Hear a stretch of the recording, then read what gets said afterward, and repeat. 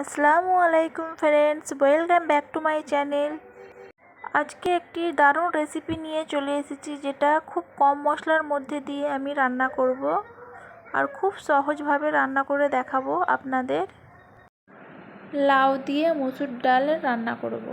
তো আমি কিভাবে রান্না করছি চলুন দেখে নিই। কড়াই নিয়েছি, দিয়ে দিচ্ছি লাউটাকে ছোট ছোট পিস করে কেটে নিয়েছি, আপনারা ছোট বড় করে কেটে নিতে পারেন। ধুয়ে কড়াইয়ের মধ্যে দিয়ে দিচ্ছি আর দিয়ে দিচ্ছি মসুর ডাল। ভিডিওটি দেখার শুরুতেই আপনারা একটা লাইক দিয়ে ভিডিওটি দেখবেন। আপনাদের একটা লাইক আর সুন্দর কমেন্ট আমাকে অনেক আগে নিয়ে যাবে। দিয়ে দিলাম হাফ চা চামচ হলদি পাউডার আর 2 গ্লাস পানি দিয়ে সিদ্ধ করার জন্য বসিয়ে দেব। ঢাকা দিয়ে দিলাম, ফিরে আসছি। লাউ আর ডালটা প্রায় সিদ্ধ হয়ে এসেছে, ভালো করে নেড়ে নিচ্ছি। লাউ ডালটা যেহেতু মাখা মাখা করব, তো ভালো করে নেড়ে নিতে হবে যাতে লাউ আর ডালটা খুব সুন্দরভাবে মাখা মাখা হয়ে যায়। আর আমি এই তরকারিটা করেছি একেবারে হালকা মশলা দিয়ে। আপনারাও এইভাবে একবার ট্রাই করে দেখবেন, আশা করছি ভালো হবে। লাউ রান্না অনেকে অনেক রকমভাবে রান্না করে, আমি কিভাবে রান্না করলাম এটাই আপনাদের কাছে শেয়ার করলাম।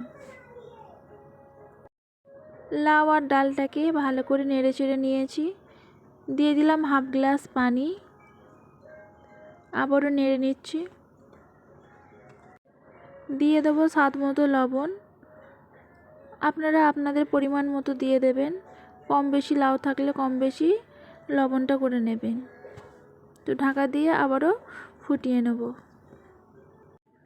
এখানে ফুটে উঠেছে, তো আর একবার নেড়ে নিচ্ছি। খুব সহজ রেসিপি, খেতে কিন্তু অনেক মজা হয় এভাবে রান্না করলে। ফোড়ন করে নেওয়ার জন্য আরেকটি কড়াই বসিয়ে দিলাম, দিয়ে দিলাম 2 থেকে 3 চা চামচ সাদা তেল, দিয়ে দিচ্ছি 3টে শুকনো লঙ্কা আর দিয়ে দিচ্ছি কুচিয়ে রাখা একটা পেঁয়াজ। তো পেঁয়াজ আর লঙ্কাটাকে হালকা লালচে ভাব করে ভেজে নেব। সামান্য পরিমাণে দিয়ে দিলাম চিনি, দেখতেই পাচ্ছেন একেবারে অল্প। লাউয়ের তরকারিতে চিনি দিলে আমার মনে হয় টেস্ট আরও বেশি হয়। আপনারা এখন না দিয়ে এর পরেও দিতে পারেন চিনিটা। দিয়ে দিলাম 1 চা চামচ আদা রসুন বাটা। আদা রসুন বাটার বদলে কুচানো রসুনও ফোড়ন দিতে পারেন। দিয়ে দিলাম অল্প পরিমাণে গুঁড়ো লঙ্কা আর দিয়ে দিলাম 1 চা চামচ ধনিয়া আর জিরে পাউডার। তো মশলাগুলোকে 1 থেকে 1.5 মিনিট ভেজে নেব। দিয়ে দিচ্ছি 2টো ডিম। ডিমটাকে মশলার সাথে 1 থেকে 2 মিনিট ভেজে নেব। ডিমটাকে খুব একটা বেশি ভাজলে শক্ত হয়ে যাবে, তো খেয়াল রাখতে হবে। একটু ভাজা হয়ে গেলেই নামিয়ে নেব। তো ভালো করে নেড়ে চেড়ে নিচ্ছি।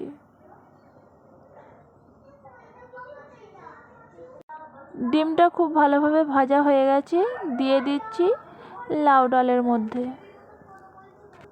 আপনাদের এই রেসিপিটা কতটা ভালো লাগবে জানি না, ভালো লেগে থাকলে অবশ্যই একটি লাইক আর কমেন্ট করবেন।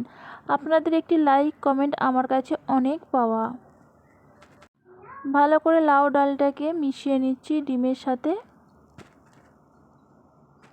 তো সবার লাস্টে 1 চামচ দিয়ে দেবো ঘি। রান্নাটা প্রায় শেষের মুখে, আর বেশি বড় করলাম না, আবারও নেক্সট কোনো ভিডিও নিয়ে চলে আসব। আমার ছোট্ট রেসিপিটি ভালো লেগে থাকলে সাবস্ক্রাইব করে পাশে থাকবেন। এখানেই ভিডিওটি শেষ করলাম। আল্লাহ হাফিজ।